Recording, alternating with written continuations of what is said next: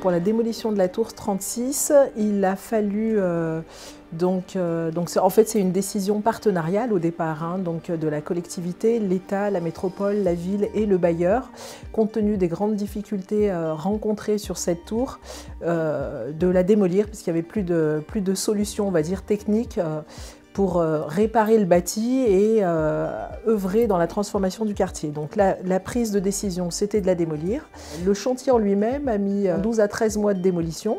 Elle s'est faite en différentes étapes et on a profité de ce chantier un peu fort, emblématique, on va dire, sur le secteur, pour en faire aussi un sujet d'étude, de participation, de démonstration auprès des habitants, des partenaires, en faisant visiter le chantier, en expliquant les différentes étapes, en associant notamment les enfants de certaines écoles ou collèges de quartier sur qu'est-ce que la transformation de la ville, qu'est-ce que le désamiantage, qu'est-ce que la déconstruction, est-ce qu'on peut parler réemploi et pourquoi on démolit, qu'est-ce que sera la ville de demain.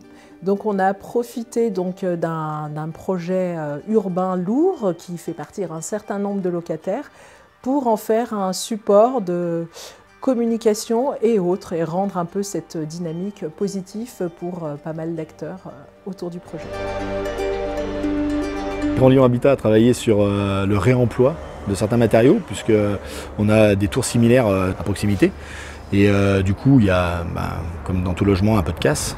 Donc on a demandé à l'entreprise Morin une certaine liste de matériaux à récupérer dans les logements, afin de pouvoir pallier à des réparations dans d'autres logements de locataires avoisinants.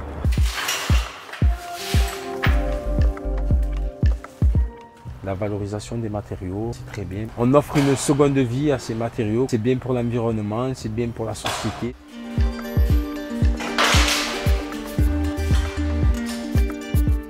Donc cette démarche sur le réemploi est totalement novatrice chez Grand Lyon Habitat.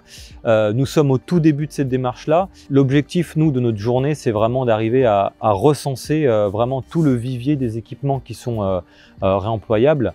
Donc c'est vraiment, voilà, la première étape de ce projet qui doit se construire et qui aura plusieurs étapes intermédiaires.